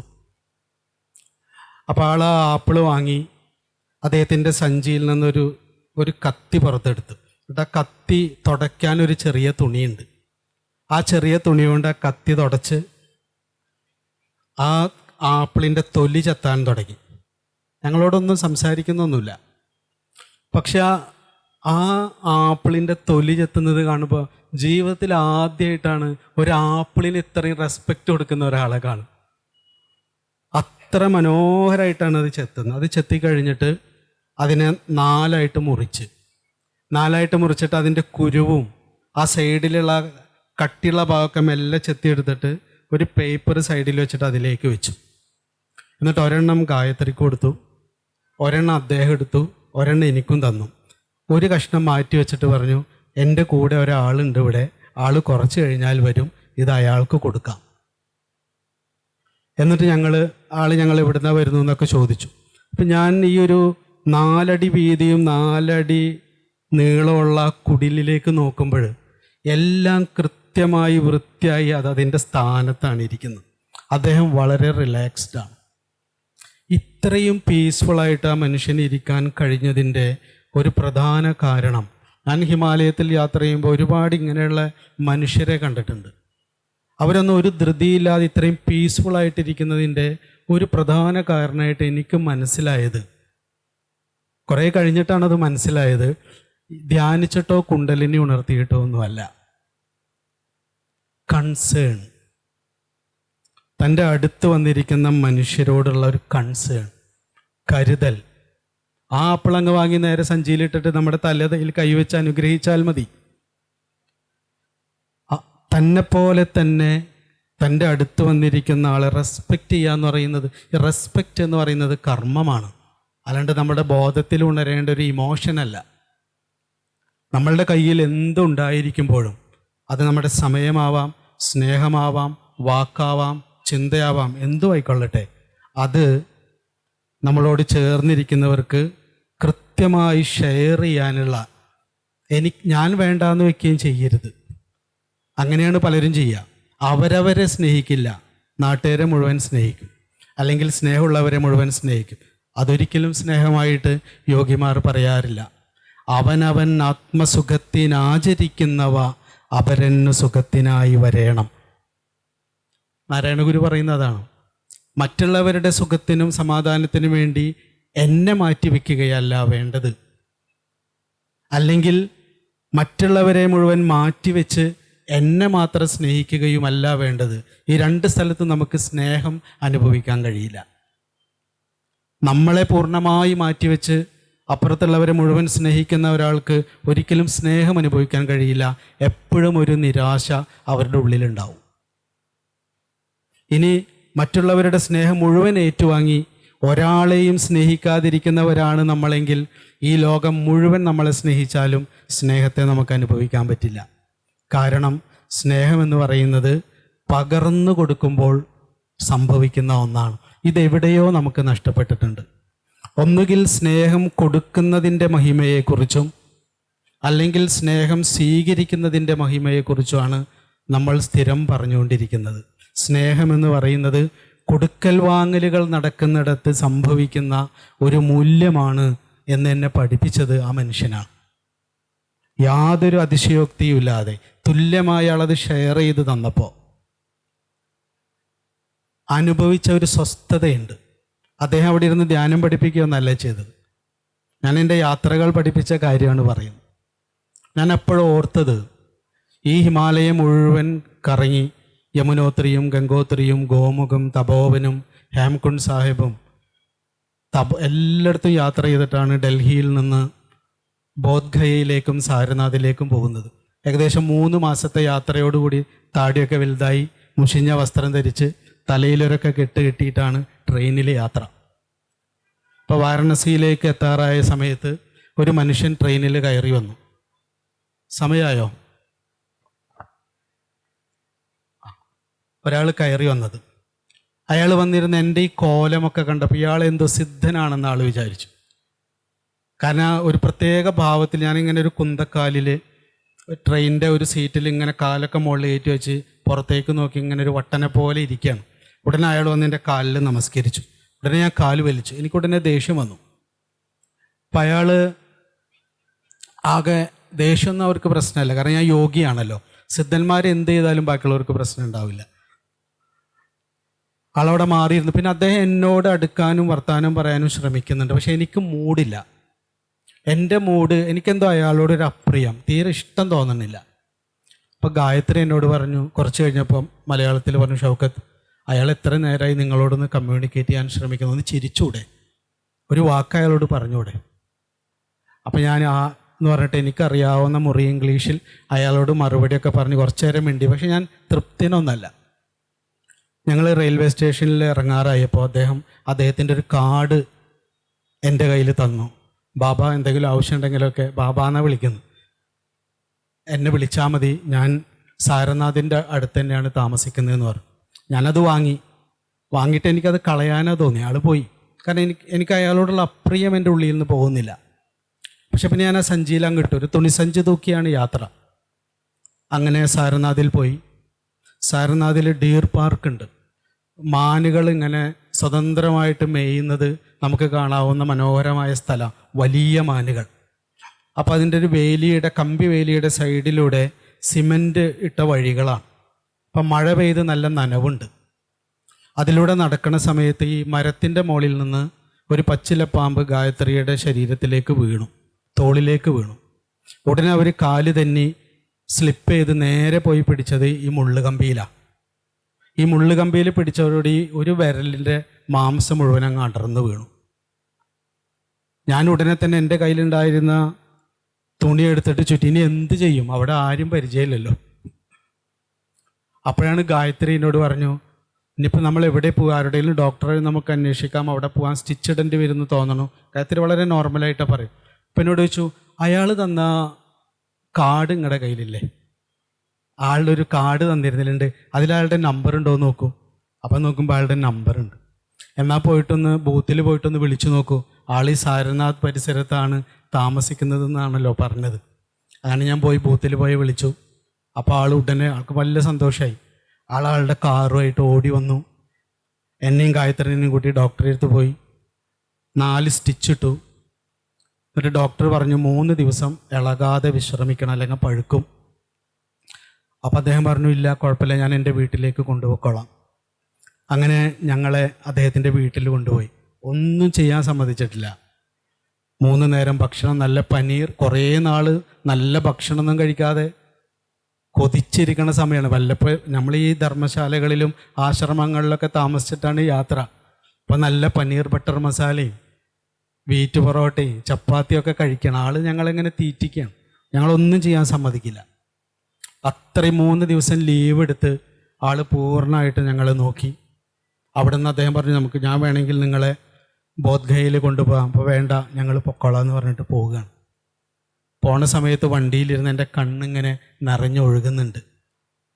ഒരുപക്ഷെ ജീവിതത്തിൽ നമ്മൾ യാത്ര ചെയ്യുന്ന പ്രകൃതിയുടെ ഈ മനോഹാരിതയോ അത് ഉള്ളിലുണ്ടാക്കിയിട്ടുള്ള അനുഭൂതികളോ ഒന്നുമല്ല. ഞാൻ മനസ്സിലാക്കിയ ഒരു കാര്യം, ആ യാത്രയിൽ ഞാൻ മനസ്സിലാക്കിയ ഒരു കാര്യം, നമ്മുടെ മൂഡിന് പ്രാധാന്യം കൊടുത്തായിരിക്കരുത് നമ്മളോട് അടുത്തുള്ള മനുഷ്യരോട് ഇടപഴകേണ്ടത്. എൻ്റെ യാത്രയിൽ ഏറ്റവും കൂടുതൽ ഞാനിത് ഗുരു നിത്യയിൽ കണ്ടിട്ടുണ്ട്. നമ്മളൊരു തലവേദന വന്നാൽ, ഞാൻ ആലോചിച്ചു, നമുക്കൊരു തലവേദന വന്നാൽ നമ്മളുടെ വീട്ടിലുള്ള കുട്ടികളോടും മറ്റുള്ളവരോടും അവർ നമ്മളുടെ അടുത്തേക്ക് വന്ന് നമുക്കിഷ്ടപ്പെടാത്തൊരു കാര്യം പറയുമ്പോൾ ഈ പുസ്തകം വായിക്കുകയും ചിന്തിക്കുകയും ധ്യാനിക്കുകയും ഒക്കെ ചെയ്യുന്ന ഞാൻ എങ്ങനെയാണ് അവരോട് പെരുമാറിയിട്ടുള്ളതെന്ന് ഞാൻ വെറുതെ ഒന്ന് ആലോചിച്ച് നോക്കി. നമ്മൾ അസ്വസ്ഥരായിരിക്കുമ്പോൾ നമ്മളോട് ചേർന്നിരിക്കുന്നവരോട് നമ്മൾ എങ്ങനെ പെരുമാറുന്നുവോ അതാണ് നമ്മൾ സ്വസ്ഥരായിരിക്കുമ്പോഴല്ല. ഈ ഒരു യാത്ര, ഇങ്ങനെയൊരു നമ്മൾ ഇന്നർ ജേണി എന്നൊക്കെ പറയുന്നത് കണ്ണടച്ചിട്ട് നമ്മളുടെ ബോധത്തിൻ്റെ കേന്ദ്രത്തിലേക്ക് നോക്കുന്നതൊന്നുമല്ല. ഇന്നർ ജേണി എന്ന് പറഞ്ഞാൽ ഒറ്റ അർത്ഥമേ ഉള്ളൂ, നമ്മൾ അതുവരെ കണ്ട കാഴ്ചയുടെ അപ്പുറത്ത് നിന്ന് കാണുക. വേറെ ഒരു അർത്ഥം അതിനില്ല. അതുവരെ ഞാൻ കണ്ടിരുന്ന കാഴ്ച, എനിക്ക് സ്നേഹമുള്ളപ്പോൾ എനിക്കെല്ലാവരോടും സ്നേഹമാണ്. ഈ യമുനോത്രിയും ഗംഗോത്രിയും ഗോമുഖം തപാവനൊക്കെ എഴുതിയതാണ് ഞാൻ പുസ്തകമായി എഴുതിയത്. അതൊക്കെ വായിച്ച് അത്ഭുതം കൂറി സന്തോഷിച്ച് ഒരുപാട് മനുഷ്യരെന്നെ വിളിക്കുമ്പോഴും ഞാൻ ആലോചിക്കുക, ഇതൊക്കെ കഴിഞ്ഞ് ആ ട്രെയിനിൽ യാത്ര ചെയ്ത എന്നെയാണ്. ഇത്രയും വർത്തമാനം പറയുകയും ഇത്രയും സംവദിക്കുകയും ഭാരതീയ ദർശനങ്ങളെ പരമാവധി ചർച്ച ചെയ്യുകയും ഒക്കെ ചെയ്ത് ഇത്രയും അനുഭവങ്ങളിലൂടെ 3 മാസം യാത്ര ചെയ്ത എനിക്ക് ആ ട്രെയിനിൽ വന്നിരിക്കുന്ന മനുഷ്യനോട് മര്യാദയ്ക്ക് പെരുമാറാൻ കഴിഞ്ഞിട്ടില്ലെങ്കിൽ എൻ്റെ യാത്ര എന്നെ എവിടെയും തൊട്ടിട്ടില്ല എന്നുള്ളതാണ്. പുസ്തകം എഴുതി അവാർഡ് വാങ്ങിക്കാൻ കഴിഞ്ഞു എന്നല്ലാതെ എവിടെയും തൊട്ടിട്ടില്ല. ഈ ഒരു തിരിച്ചറിവിലേക്ക് യാത്ര ചെയ്യുമ്പോഴാണ്. ഇതേപോലെ തന്നെയാണ് ഒരു കാര്യം, സമയം ആയിക്കഴിഞ്ഞാൽ ഒന്ന് നേരത്തെ ഒന്ന് ഓർമ്മിപ്പിക്കണം കേട്ടോ. 5 മിനിറ്റിന് മുമ്പ് ഇങ്ങനെ ആക്കണം. അപ്പം ഞാൻ നിർത്തും. ഗുരു പഠിപ്പിച്ചിട്ടുള്ളൊരു കാര്യം, ഏത് പരിപാടിക്ക് പോകുമ്പോഴും 5 മിനിറ്റ് മുമ്പ് അവിടെ എത്തണം. അരമണിക്കൂറാണ് സംസാരിക്കാൻ സമയം തന്നിട്ടുള്ളതെങ്കിൽ പരമാവധി 25 മിനിറ്റിൽ സ്റ്റോപ്പ് ചെയ്യണം. എങ്കിലേ നീ നല്ല മനുഷ്യനാവുമെന്ന് പഠിപ്പിച്ചു. അതുകൊണ്ട് ആ സമയമാകുമ്പോൾ ഓർക്കും. കാരണം ഈ ആവേശം വന്നാൽ നിർത്തൂല. ഈ പ്രാസംഗികരുടെ ഒരു കുഴപ്പം, ഞാൻ ഇപ്പം അത്യാവശ്യം കുറച്ച് ആവേശത്തിലാണ്. അതുകൊണ്ടാണ്. ഞാൻ തപോവനത്തിൽ പോയ സമയത്ത് അതും കൂടി പറയാം. തപോവനത്തിൽ പോയി 3 ദിവസം നമ്മളങ്ങനെ അധികം വസ്ത്രമൊന്നും ധരിച്ചിട്ടല്ല ഈ പോകുന്നത്. മുണ്ടെടുത്തിട്ടാണ് ഞാൻ പോകുന്നത്. ചെരുപ്പാണ്, ഒരു സോക്സ് ഇട്ടിട്ടുണ്ട്. ഈ ഗ്ലേഷ്യറിൻ്റെ മുകളിലൂടെ നടന്ന് അവിടെ എത്തുമ്പോഴേക്കും കാലൊക്കെ പൊട്ടി ചോരയൊലിക്കുന്നുണ്ട്, ചുണ്ടൊക്കെ വരണ്ട് പൊട്ടിയിട്ടുണ്ട്, നല്ല ക്ഷീണം, ദാഹം, കയ്യിലുണ്ടായിരുന്ന വെള്ളമൊക്കെ തീർന്നു. അവിടെയാണെങ്കിൽ ഞങ്ങൾ അറിഞ്ഞത് ആകെ 2 പേരേ ഉള്ളൂ തപോവനത്തിൽ താമസിക്കുന്നത്. ഒന്ന് കയറി ചെല്ലുമ്പോൾ നിങ്ങൾക്ക് കാണാവുന്ന ഒരു കരിങ്കല്ലിൻ്റെ ചെറിയൊരു കെട്ടിടമുണ്ട്, അവിടെ ഒരു യോഗി താമസിക്കുന്നുണ്ട്. പിന്നെ അവിടെ നിന്ന് 1.5 കിലോമീറ്റർ പോയിട്ടാണ് ഒരു സ്ഥലത്ത് ഒരു ഗുഹയിലൊരു യോഗിയുണ്ട്. വേറെ ആരും അവിടെ ഇല്ല. അപ്പം ഞങ്ങളന്ന് കയറി പോകുന്ന സമയത്ത് 8 പേരേ ഉള്ളൂ തപോവനത്തിലേക്ക് കയറാൻ. അതിൽ 6 പേര് ഇറങ്ങി വരുന്നവരാണ്. ഞങ്ങളവിടെ എങ്ങാനും ഗ്യാപ്പ് കിട്ടിയാൽ താമസിക്കണമെന്ന് കരുതിയിട്ടാണ് പോകുന്നത്. അപ്പം ഞങ്ങൾ കയറി ചെന്ന്, അപ്പോൾ ഒരു യോഗി ആ കുടിലിൻ്റെ പുറത്തൊരു കല്ലിൽ ഇങ്ങനെ ഇരിപ്പുണ്ട്. നല്ല പ്രഭാവത്തിലൊരു മനുഷ്യൻ. അപ്പം ഞങ്ങൾക്ക് സമാധാനമായി. ദാഹിച്ച് ഒരടി നടക്കാൻ വയ്യ, വിശന്നിട്ടാണെങ്കിൽ ഒരു രക്ഷയില്ല. പക്ഷെ ഞങ്ങളെ കണ്ടതും അയാൾ അകത്തേക്ക് കയറിപ്പോയി, വാതിൽ ചാരി അകത്തേക്ക് പോയി. അത് ഞങ്ങളിവിടെ നിന്ന് കാണുകയാണ്. ഞങ്ങളാകെ തകർന്നു പോയി. പിന്നെ ഉടനെ ഇയാളൊക്കെ എന്തൊരു യോഗിയാണ്, ഉടനെ നമ്മൾ വിധിക്കുമല്ലോ. നമുക്കൊരു സെക്കൻഡ് മതി. ഒരാൾ നമ്മളെ കണ്ട്, നമ്മളെ പ്രിയപ്പെട്ട ഒരാൾ നമ്മുടെ സൈഡിലൂടെ നിന്ന് നടന്ന് നമ്മളെ കണ്ടൊന്ന് ചിരിച്ചില്ലെങ്കിൽ ഉടനെ നമ്മൾ അയാളെ ഉപേക്ഷിക്കും. ഉടനെ ഉള്ളിൽ നിന്ന് ഉപേക്ഷിക്കും. അയാൾ എന്നെ കണ്ടിട്ടുണ്ടോ, അയാൾ ഞാൻ എന്തെങ്കിലും സ്വപ്നം കണ്ട് നടക്കണോ, അങ്ങനെ ഒരു ചിന്ത നമുക്കില്ല. ഞാൻ മനസ്സിലാക്കുന്നത്, നേരത്തെ പറഞ്ഞ പോലെ ഇന്നർ ജേണി, നമ്മുടെ ഒരു ലൈഫിൻ്റെ ഒരു യാത്ര, നമ്മൾക്ക് എന്തെങ്കിലും പകരേണ്ടതുണ്ടെങ്കിൽ ഞാൻ മനസ്സിലാക്കുന്നത് നമ്മളുടെ ബോധത്തിലെ ആദ്യത്തെ നിർവചനം സ്റ്റോപ്പ് ചെയ്യുക എന്നുള്ളതാണ്. ഒരു അതർ ഡയമെൻഷനിലൂടെയും കൂടി കാര്യങ്ങൾ കാണുക എന്നുള്ളതാണ്. ഉടനെ അയാൾ ഒന്നിനും കൊള്ളാത്ത യോഗിയായി ഒരു 10 പേജിൽ യോഗിക്കെതിരെ എഴുതാവുന്നതൊക്കെ മനസ്സിലെഴുതി. കാരണം നമ്മുടെ ഉള്ളിൽ എഴുത്തുണ്ടല്ലോ. ഞങ്ങൾ പക്ഷേ എവിടെയെങ്കിലും ഇരിക്കണം. നേരെ പോയി ആ ബെഞ്ചിലവിടെ ഇരുന്നു. ഒരു കരിങ്കല്ലിൻ്റെ ഒരു പാളിയാണ്, തളർന്നിരിക്കരുത്. ഇപ്പോൾ ഈ യോഗിമാർക്കൊക്കെ ദേഷ്യം വന്നാൽ ശപിച്ച് കളയുന്നൊക്കെ തലയിലുള്ളത് കൊണ്ട് പേടിയുണ്ട്. കുറച്ച് കഴിഞ്ഞപ്പോൾ ആൾ വാതിൽ തുറന്ന് ഇറങ്ങി വന്നു. ഒരു തട്ടിൽ 2 ഗ്ലാസ് ചൂടുവെള്ളം, 2 ഗ്ലാസ് ചായ, പിന്നെ കടല പുഴുങ്ങിയത്, അത് 2 പാത്രത്തിൽ. ഒന്നും സംസാരിക്കുന്നില്ല. അദ്ദേഹം വന്നത് ആദ്യം വെള്ളം കുടിക്കാൻ പറഞ്ഞു, പിന്നെ ചായ കുടിക്കാൻ പറഞ്ഞു. ഇത് കഴിപ്പിച്ചു. സൈഡിലൊരു പാത്രത്തിൽ കുറച്ച് വെള്ളമുണ്ട്, അതുകൊണ്ട് കാല് കഴുകാൻ പറഞ്ഞു. കാലൊക്കെ ഇങ്ങനെ പൊട്ടി ചോരയൊക്കെ ഒലിക്കുന്നുണ്ട്. ആ ചൂടുവെള്ളത്തിൽ കാല് കഴുകി. അപ്പം ഇങ്ങനെ തലച്ചോറിൻ്റെ അറ്റം വരെ നമുക്കറിയാം ഇളം ചൂട് വെള്ളമാണ്. എന്നിട്ട് അദ്ദേഹം ഞങ്ങളെ നേരെ അകത്തേക്ക് കൊണ്ടുപോയി. 2 കട്ടിൽ കാണിച്ചു തന്നു. ഈ ഒരു കട്ടിലിൽ ഒരു 25 കമ്പിളി ഉണ്ടാവും. അപ്പോൾ ആൾ പറഞ്ഞു, ഇവിടെയാണ് നിങ്ങളിന്ന് താമസിക്കുക. പക്ഷെ രാത്രി കിടക്കുമ്പോൾ ഈ 25 കമ്പിളിയും പുതച്ച് കിടക്കണം, അല്ലെങ്കിൽ തണുത്ത് വിറച്ച് മരിച്ചു പോകും. അത്ര തണുപ്പാണ് രാത്രി തപോവനത്തിൽ ഉണ്ടാവുക. ഇനി നിങ്ങൾ സ്ഥലമൊക്കെ കറങ്ങി വന്നോളാൻ പറഞ്ഞു. അപ്പം ഞാൻ ഈ എഴുതിയ 10 പേജ് ലേഖനവും ഞാൻ മെല്ലെ മെല്ലെ കീറി കളയാൻ തുടങ്ങി. അത് ഉള്ളിൽ നിന്ന് ഇങ്ങനെ കീറി കീറി പോവാൻ തുടങ്ങി എന്ന് പറയായിരിക്കും. ഞാൻ പറയാൻ ശ്രമിക്കുന്നത്, നമ്മൾ തുടക്കത്തിൽ പറഞ്ഞ നീ എന്നെ മറന്നുവല്ലോ എന്ന് ആ ജ്യേഷ്ഠത്തി അനുജത്തിയോട് ചോദിച്ച ആ യാത്രയിലേക്ക് നമ്മൾ തിരിച്ചു നടക്കേണ്ടതിനെ കുറിച്ചാണ്. മുമ്പോട്ടല്ല നമ്മൾ സത്യത്തിൽ നടക്കേണ്ടത്, തിരിച്ചാണ് നടക്കേണ്ടത്. ഞങ്ങളവിടെ 3 ദിവസം താമസിച്ച് തിരിച്ചു പോകുമ്പോൾ അദ്ദേഹത്തോടൊരു ചോദ്യം ചോദിച്ചു. നമ്മൾ ഹിമാലയത്തിൽ പോകുമ്പോഴൊക്കെ യോഗിമാരെ കണ്ടാൽ നിങ്ങളുടെ സാധന എന്താണെന്ന് ചോദിക്കും. കാരണം പലതരത്തിലുള്ള പ്രാക്ടീസുകൾ ചെയ്യുന്നവരാണ്. പക്ഷെ അന്ന് അദ്ദേഹം പറഞ്ഞൊരു മറുപടി ഉണ്ട്, മര്യാദയാണ് എൻ്റെ സാധന. നാരായണ ഗുരു പറഞ്ഞത് ഇതാണ്, അവനവൻ ആത്മസുഖത്തിനാചരിക്കുന്നവ അപരന്നു സുഖത്തിനായി വരേണം.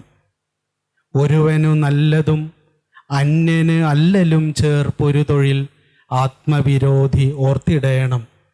പരന് പരമ്പരിതാപമേകിടുന്നോർ എരിനരകാബ്ധിയിൽ വീണെരിഞ്ഞിടുന്നു.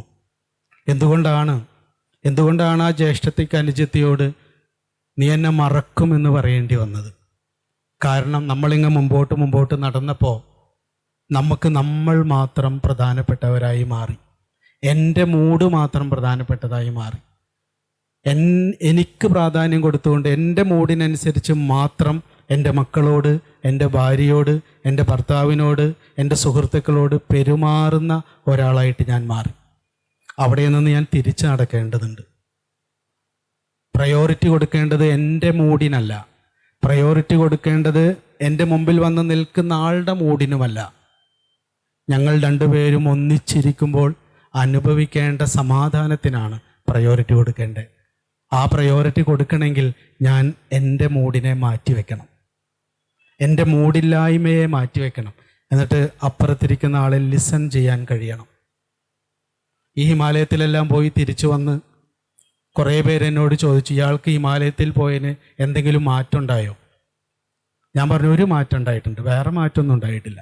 പഴയ ആളൻ ആ ഒരു മാറ്റം, ഞാൻ ഈ ബാബയെ കണ്ടതിന് ശേഷം കാരമടയിൽ ആരെങ്കിലും ഒരു ഉച്ച സമയത്ത് കയറി വന്നാൽ അവരോട് ഭക്ഷണം കഴിച്ചിട്ടാണോ വന്നത് എന്ന് ഞാൻ ചോദിക്കാറില്ല. അതിനു മുമ്പ് ചോദിക്കുമായിരുന്നു. ആര് വന്നാലും ചോദിക്കും, ഭക്ഷണം കഴിച്ചിട്ടാണോ വന്നത്? ഇദ്ദേഹത്തെ കണ്ടതിന് ഇദ്ദേഹം ഞങ്ങളോടൊന്നും ചോദിച്ചിട്ടില്ലല്ലോ. 90% ആൾക്കാരും ഭക്ഷണം കഴിച്ചിട്ടില്ലെങ്കിലും കഴിച്ചു എന്ന് പറയും. ആ ബോധം ഈ ഗുരുക്കന്മാരുടെ കൂടെയും പുസ്തകവും വായിച്ചിട്ട് എനിക്കുണ്ടായിട്ടില്ല. അതാണ് യാത്ര തരുന്ന ഒരു വെളിച്ചെന്ന് പറയുന്നത്. രണ്ടാമത്, ഇന്നിവിടെ താമസിക്കുന്നുണ്ടോ എന്ന് ആരോടും ചോദിക്കില്ല, നേരെ മുറി കാണിച്ചു കൊടുക്കും. ഇന്ന് നിങ്ങൾക്കിവിടെ താമസിക്കാമെന്ന് പറയും. അപ്പോൾ അവർ പറയും, അയ്യോ താമസിക്കുന്നില്ല, പോവുകയാണെന്ന് പറയും. ഉച്ചഭക്ഷണത്തിന് നേരെ കിച്ചണിലേക്ക് കൊണ്ടുപോകും. അവിടെ എന്തെങ്കിലും ഭക്ഷണം ഉണ്ടെങ്കിൽ എടുത്തു കൊടുക്കും. അപ്പോൾ അവർ പറയില്ല, ഞങ്ങൾ കഴിച്ചിട്ടില്ലെങ്കിൽ അവർ കഴിക്കും. അതുകൊണ്ട് ഭക്ഷണം കഴിച്ചിട്ടാണോ വന്നത് എന്ന് ചോദിക്കാതിരിക്കുകയും നേരെ ഭക്ഷണം വിളമ്പി കൊടുക്കുകയും ഇന്നിവിടെ താമസിക്കുന്നുണ്ടോ എന്ന് ചോദിക്കാതിരിക്കുകയും നേരെ മുറി കാണിച്ചു കൊടുക്കുകയും ചെയ്യുന്നിടത്താണ് ഒരു യാത്രികൻ മനുഷ്യത്വമുള്ളവനാകുന്നത്. അവിടെ നിന്നാണ് ഗുരു പറയുന്ന നിലമൊട് നീര്, അതുപോലെ കാറ്റ് തീയും വെളിയും അഹംകൃതി വിദ്യയും മനസ്സും അലകളും ആഴിയുമെന്നു വേണ്ട എല്ലാ ഉലകുമുയർന്ന് അറിവായി മാറിടുന്നു എന്ന് ഗുരു പറയുന്ന ആ ഒരു വെളിച്ചത്തിലേക്ക് എത്താൻ കഴിയും. ഇത്രമാത്രം പ്രാർത്ഥനകളും ഇത്രമാത്രം ദൈവവിശ്വാസങ്ങളും ഇത്രമാത്രം ആരാധനാലയങ്ങളും ഉണ്ടായിട്ടും മനുഷ്യൻ എന്തുകൊണ്ടാണ് ഇപ്പോഴും അക്രമപരതയിലും വിഭാഗീയതയിലും വർഗീയതയിലും കഴിയുന്നത് എന്ന് ചോദിച്ചാൽ, ദൈവത്തെ ഹൃദയത്തിൽ ഉൾക്കൊള്ളണമെങ്കിൽ, പ്രകൃതിയെ ഹൃദയത്തിന് ഉൾക്കൊള്ളണമെങ്കിൽ, ഈ പ്രപഞ്ചത്തെ ഹൃദയത്തിന് ഉൾക്കൊള്ളണമെങ്കിൽ ആദ്യം എൻ്റെ തൊട്ടടുത്തിരിക്കുന്ന ആളോട് ഞാൻ മര്യാദയ്ക്ക് പെരുമാറി തുടങ്ങേണ്ടതുണ്ട്. അതുകൊണ്ട് എൻ്റെ യാത്രകളെല്ലാം, അത് പുറത്തേക്കുള്ള യാത്രയായാലും അകത്തേക്കുള്ള യാത്രയായാലും പുസ്തകങ്ങളുടെ യാത്രയായാലും ആശയങ്ങളുടെ യാത്രയായാലും, എല്ലാ യാത്രകളും എന്നെ പഠിപ്പിച്ചത് ഒറ്റ കാര്യം മാത്രമാണ്. ഏറ്റവും തൊട്ട മുമ്പിലുള്ള, ഇപ്പം ഞാൻ എന്നോട് സമയമായി എന്ന് പറഞ്ഞ അവരെ റെസ്പെക്റ്റ് ചെയ്യുക എന്നതാണ് ഒരു നല്ല യാത്രികൻ്റെ ലക്ഷണം എന്ന് പറഞ്ഞ് നിർത്തുന്നു. നമസ്കാരം. വളരെയധികം നന്ദി സർ. സ്വന്തം അനുഭവങ്ങളിലൂടെ നമ്മൾ ഓരോരുത്തരെയും ഒരു യാത്ര കൊണ്ടുപോയതിനും ഒരു ആത്മപരിശോധന നമുക്ക് എല്ലാവർക്കും വളരെയധികം അത്യാവശ്യമാണെന്ന് ഓർമ്മിപ്പിച്ചതിനും നന്ദി അറിയിക്കുന്നു സർ. ഇനി ചോദ്യോത്തര വേളയാണ്. നിങ്ങൾക്ക് ആർക്കെങ്കിലും എന്തെങ്കിലും ചോദ്യങ്ങൾ ചോദിക്കാനുണ്ടെങ്കിൽ മുന്നോട്ട് വരാം. നമുക്കൊരു 15 മിനിറ്റ് നമ്മുടെ മുന്നിലുണ്ട്. അതുകൊണ്ട് നിങ്ങൾക്ക് ഇന്ററാക്ട് ചെയ്യാനുള്ള ഈ അവസരം മാക്സിമം പ്രയോജനപ്പെടുത്താം. കുറേ കാലമായിട്ട് താങ്കളുടെ യൂട്യൂബിലുള്ളതെല്ലാം ശ്രമിക്കുന്ന ഒരാളാണ്. ഞാൻ പെട്ടെന്ന് നോക്കുമ്പോൾ ഈ വെസ്റ്റേണേഴ്സിന് താങ്കൾ പറയുന്ന ഈ സെൻസിറ്റിവിറ്റി ഓൾറെഡി ഉള്ളതാണ്. പക്ഷേ സ്പിരിച്വൽ ഹൈറ്റോ അല്ലെങ്കിൽ ഒരു കോൺഷ്യസ്നെസ്സോ അവർക്ക് എത്തിയിട്ടുമില്ല. അപ്പോൾ ഇത് രണ്ടും തമ്മിൽ എന്തെങ്കിലും ബന്ധമുണ്ടോ? ആ ഒരു കമ്പാരിസൺ നോക്കുമ്പോൾ ഞാൻ കണ്ടിട്ടുള്ള ഏറ്റവും നല്ല സ്പിരിച്വൽ ആളുകളൊക്കെ വെസ്റ്റേണേഴ്സാണ്. പേഴ്സണലി എന്താണ് സ്പിരിച്വാലിറ്റി എന്നുള്ളതാണ്. അപ്പം നമ്മൾക്ക് എന്ത് സ്പിരിച്വൽ ക്വാളിറ്റിയാണ് ഉള്ളത്, നമ്മൾ അവകാശപ്പെടുന്ന. ഞാൻ ഹിമാലയത്തിൽ യാത്ര ചെയ്യുമ്പോൾ ഈ ഫോറിനേഴ്സ് ഉണ്ടാവും, വളരെ കുറച്ച് പേരാണ് ഉണ്ടാവുക. അവരുടെ കയ്യിലെല്ലാം ഒരു പ്ലാസ്റ്റിക് ബാഗ് ഉണ്ടാവും. അത് ഈ ഗംഗയുടെ തീരത്ത് കിടക്കുന്ന പ്ലാസ്റ്റിക് കപ്പുകളും ആളുകൾ ഭക്ഷണം പൊതിഞ്ഞു കൊണ്ടുവന്ന ഷീറ്റുകളൊക്കെ പറക്കിയെടുത്ത് നിറയ്ക്കാൻ വേണ്ടിയിട്ടാണ്. എന്നാൽ ഗംഗയെ ദൈവമായി കാണുകയും വളരെ ഭക്തിയോടുകൂടി, നിറഞ്ഞ ഭക്തിയോടുകൂടി നടക്കുന്ന മനുഷ്യരാണ്. അവർ വെള്ളം കുടിച്ച പ്ലാസ്റ്റിക് കപ്പുകളും ഭക്ഷണം കഴിച്ച പാത്രങ്ങളൊക്കെ ഈ ഗംഗയിലേക്ക് വലിച്ചെറിഞ്ഞ് നമുക്ക് സങ്കടം വരും കണ്ടാൽ. അവരെല്ലാവരും ഭക്തിപരവശരാണ്, ഈ വലിച്ചെറിയുന്നവരെല്ലാം. ഈ പാശ്ചാത്യർ ഭക്തി പരവശരല്ല, പക്ഷേ അവർ നല്ല സമാധാനത്തിലാണ്. ഏറ്റവും കുറവ് ലഗേജ് ഉണ്ടാവുക അവരുടെ കയ്യിലാണ്, ഏറ്റവും കുറവ് വസ്ത്രങ്ങൾ അവരുടെ കയ്യിലാണ്, ഏറ്റവും കുറവ് ആവശ്യങ്ങൾ അവർക്കാണ്. ഞാൻ കണ്ടിട്ടുള്ളവർ. ഞാൻ ബദരിയിൽ പോയിട്ട് ഇരിക്കുന്ന ബദരിയിൽ രാവിലെ നമ്മൾ നേരത്തെ എഴുന്നേറ്റ് ഒരു പ്രത്യേക സ്ഥലത്തൊക്കെ പോയിരുന്നാൽ ഈ സൂര്യൻ ഉദിക്കുന്ന സമയത്ത് ഈ നീലകണ്ഠ പർവ്വതത്തിൽ സൂര്യോദയത്തിൻ്റെ സമയത്ത് അതിങ്ങ് സ്വർണ്ണവർണ്ണത്തിലായി മാറും. ഏറ്റവും മനോഹരമായിട്ടുള്ളൊരു ഹിമാലയ കാഴ്ചയാണ്. അത് കാണാൻ വേണ്ടി ഒരു 5:30 എണീറ്റ് ചെല്ലുമ്പോൾ ഞങ്ങളിങ്ങനെ ആ സ്ഥലത്തേക്ക് നോക്കുമ്പോൾ അവിടെ ഓരോ സ്പേസിലും വന്നിരുന്ന് അത് കണ്ടുകൊണ്ടിരിക്കുന്നവർ മുഴുവൻ ഫോറിനേഴ്സാണ്. ഇവിടുന്ന് ഭക്തിയോടുകൂടി പോയ സ്പിരിച്വലായിട്ടുള്ള ആളുകളൊക്കെ പിണറായി ആണോ ശരി, ഉമ്മൻചാണ്ടി ആണോ ശരി എന്നുള്ള ചർച്ചയിലായിരിക്കും മുറിയിൽ. അപ്പോൾ എന്താണ് നമ്മൾ സ്പിരിച്വാലിറ്റി എന്ന് പറയുന്നത്? ഞാൻ നേരത്തെ പറഞ്ഞതുപോലെ ഒരു സ്പിരിച്വലായിട്ടുള്ള ഒരാളുടെ ലക്ഷണം ഞാൻ അതുവരെ മനസ്സിലാക്കുന്നത് അങ്ങനെയല്ല. താൻ സഞ്ചരിക്കുന്ന വഴിയിലോട്, ആ പ്രകൃതിയോട് കാണിക്കുന്ന മര്യാദ.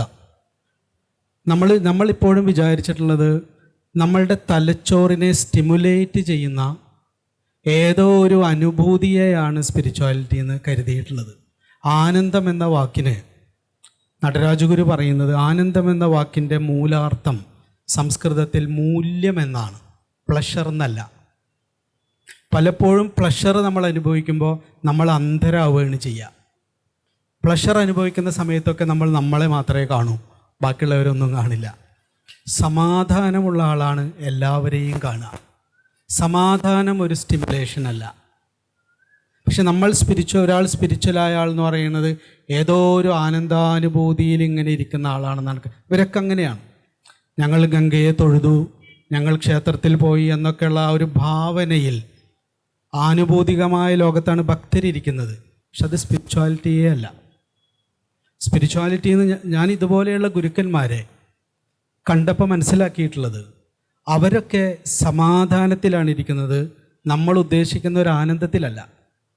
അപ്പോൾ ഈ ആളുകൾ ആ ഒരു പ്രകൃതിയുടെ എല്ലാ ഭാവത്തെയും അനുഭവിച്ച് തിരിച്ചിറങ്ങുമ്പോൾ ഭക്തരായിട്ട് വരുന്ന ആളുകൾ അവർ കൊണ്ടുവന്ന എല്ലാ സാധനങ്ങളും അവിടെ വലിച്ചെറിഞ്ഞ് ക്ഷേത്ര ദർശനം നടത്തി അവിടെ കിടന്നുറങ്ങി നേരെ തിരിച്ചിറങ്ങിപ്പോയി പുസ്തകം എഴുതുക, അല്ലെങ്കിൽ ഹിമാലയത്തിൽ പോയ കഥകൾ അത്ഭുതാതരങ്ങളോടെ പറയുക. അപ്പം നമ്മളൊക്കെ ഈ സ്പിരിച്വാലിറ്റി പറയുമ്പോൾ, ഈ മര്യാദ പറയുമ്പോൾ എല്ലാവരും പറയും, വിദേശീയരൊക്കെ വിദേശീയർക്കൊക്കെ മാനസിക പ്രശ്നങ്ങളാണ്, അവിടെയൊക്കെ സൈക്കോളജിസ്റ്റുകൾ കൂടുതലാണ്. നമ്മളിവിടെയൊക്കെ എല്ലാവരും സ്പിരിച്വൽ ആയതുകൊണ്ടാണ് സൈക്കോളജിസ്റ്റുകളുടെ ആവശ്യമില്ല. പണ്ടാണ് പറയുക, ഇപ്പം മുഴുവൻ സൈക്കോളജിസ്റ്റുകളായപ്പോൾ ഇപ്പം എല്ലായിടത്തും സൈക്കോളജിസ്റ്റുകളാണ്. അതിൻ്റെ അർത്ഥം നമ്മൾ മോശക്കാരായി എന്നല്ല, നമ്മൾ കുറച്ചും കൂടി വെളിച്ചുള്ളവരായപ്പോഴാണ് മനസ്സിൻ്റെ അസ്വസ്ഥതകൾ ഒരു സ്വാഭാവിക അവസ്ഥയല്ല എന്നും മാറ്റേണ്ട രോഗമാണെന്നും തിരിച്ചറിഞ്ഞത്. അവരത് നേരത്തെ തിരിച്ചറിഞ്ഞു. പണ്ട് നമ്മൾ ദുഃഖങ്ങളും അസ്വസ്ഥതകളൊക്കെ സഹിച്ച് യാതൊരു വെളിച്ചവും മുഖത്തില്ലാതെ വിശ്വാസങ്ങളിൽ മാത്രം അഭിരമിച്ച് ജീവിക്കുന്നവരാണ്. ഇപ്പം സാങ്കല്പികമായ വിശ്വാസപരമായ ഒരു സ്പിരിച്വാലിറ്റി അല്ലാതെ ദൈനംദിന ജീവിതത്തിൽ സ്വസ്ഥത അനുഭവിക്കുന്ന, സ്വാതന്ത്ര്യം അനുഭവിക്കുന്ന, സമത്വം അനുഭവിക്കുന്ന സ്പിരിച്വലായിട്ടുള്ള മനുഷ്യർ നമ്മുടെ ഇടയിൽ കുറവാണ്. നമ്മൾ പൊട്ടിത്തെറിക്കുന്നത് പോലെ ഇപ്പോൾ കുട്ടികളെയൊക്കെ നോക്കൂ. പുറത്തുള്ള മനുഷ്യർ കുട്ടികളെ റെസ്പെക്റ്റ് ചെയ്യുമ്പോൾ നമ്മളൊക്കെ ഇപ്പോഴാണ് റെസ്പെക്റ്റ് ചെയ്ത് തുടങ്ങി വരുന്നേ ഉള്ളൂ. ഇപ്പോൾ തുടങ്ങിയിട്ടുണ്ട്. ഇപ്പോൾ ഒരു കുഞ്ഞിനോട് പെരുമാറുന്നിടത്ത് ഇപ്പോഴാണ് നമ്മൾ സ്പിരിച്വലായി തുടങ്ങുന്നത്. ഇപ്പോൾ 10-15 വർഷമായിട്ടുള്ളൂ. ഇപ്പോൾ നമ്മളൊരു സ്പിരിച്വാലിറ്റിയിലേക്ക് വന്ന് തുടങ്ങിയിട്ടുണ്ട്. ഇപ്പോൾ മനസ്സിന് അസ്വസ്ഥത ഉണ്ടാകുമ്പോൾ നല്ലൊരു സൈക്കോളജിസ്റ്റിനെ പോയി കണ്ട് കൃത്യമായി കാരണം അറിഞ്ഞ് ഒരു തെറാപ്പി എടുക്കണമെങ്കിൽ എടുത്ത് അത് ഒഴിവാക്കേണ്ടതുണ്ടെന്ന് അറിയലാണ് സ്പിരിച്വാലിറ്റി. അല്ലാതെ ജീവിതകാലം മുഴുവൻ സഹിച്ച് അത് തന്നെ ഈ സഹിക്കലെൻ്റെ കർമ്മത്തിൻ്റെ ഫലമാണെന്നും ഈ ജീവിതകാലം മുഴുവൻ ഇത് സഹിച്ച് ജീവിക്കലെൻ്റെ വിധിയാണെന്നും കരുതി കരഞ്ഞ് വിളിച്ച് ജീവിക്കുകയും ഈ വിഷമം മുഴുവൻ ഏതോ ഒരു ദൈവത്തോട്, ഏതോ ഒരു പ്രപഞ്ചത്തോട് പറഞ്ഞ് വിലപിക്കുകയും ചെയ്യുന്ന ഒരു സ്പിരിച്വാലിറ്റി അല്ല അവർക്കുള്ളത്. അതുകൊണ്ട് നമ്മൾ ഫോറിനേഴ്സിനെ കുറിച്ച് മനസ്സിലാക്കി വെച്ചിട്ടുള്ളത്, അവർക്ക് പ്രശ്നമില്ലേ എന്ന് വെച്ച് കഴിഞ്ഞാൽ പ്രശ്നമുണ്ട്. മനുഷ്യൻ ഇപ്പോൾ റോമി പറയുന്ന ഒരു കാര്യമുണ്ട്, അതും കൂടി പറഞ്ഞ് നിർത്താം. റോമി പറയും മനുഷ്യൻ ഒരു രോഗമാണ്.